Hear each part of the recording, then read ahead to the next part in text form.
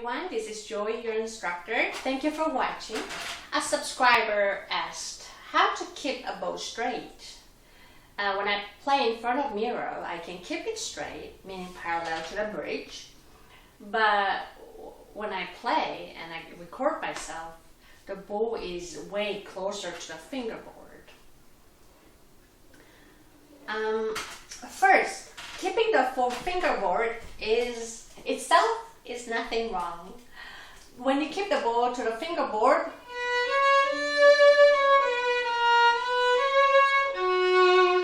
so it makes this mellow, soft sound. So sometimes we need that kind of bow.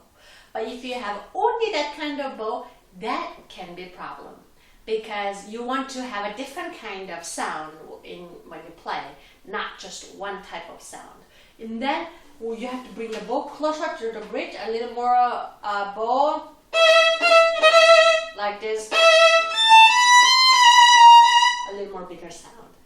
So then, how do I keep the bow parallel to the bridge, or flat here for the sake, from the angle where my head is? And I won't have mirror when I'm playing concert. How do I do that? The way, first let me tell you a little of my story.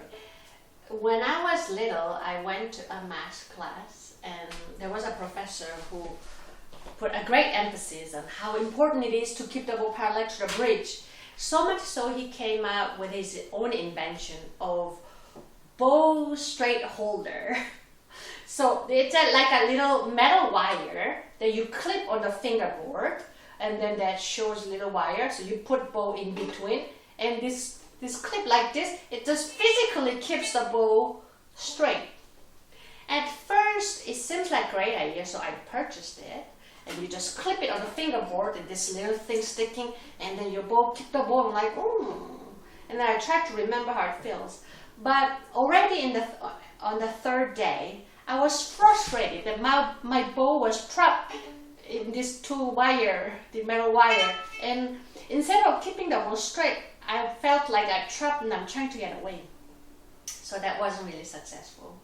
And later I thought maybe I was just impatient. I tried again on one of my students, and I experienced the same thing on this student.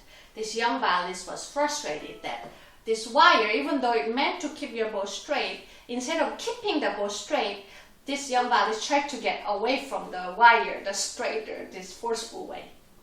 So I realized that physical help is not a solution. But the way I do is, when you, let's say, it's hard for you to know whether your bow is straight or parallel to the bridge. But if you look at the angle, the bow here against two strings. So even though my bow is on A string, you do A and E. See, you're here against the two strings, whether those are, you should be able to see this square. So these two lines are a little easier to see whether it's parallel or not, whether it's straight or not, instead of just one string. So even when I'm on A string, I see against A and E whether my bow here is being straight.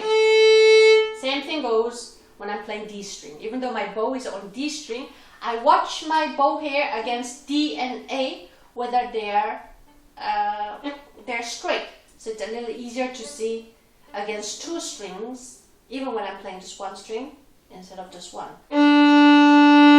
Same when I'm playing G string, I watch the bow here against two strings, G and D in this case. That helps me to make sure that that my bow is straight. Another thing that you can see to make sure that your bow is straight is watch the contact spot between your string and your bow. So as long as you keep the bow in the same spot, no matter whether it's frog or middle or the tip, it should be always in the same spot, touching there. Or same thing goes on E. Yeah, just focus on keeping the bow in the same spot, no matter where it is. Yeah. So this has been very successful with myself and my students. I hope this will be helpful to you as well. Please let me know how it goes. Thank you. you for watching, and please give me thumbs up below and subscribe.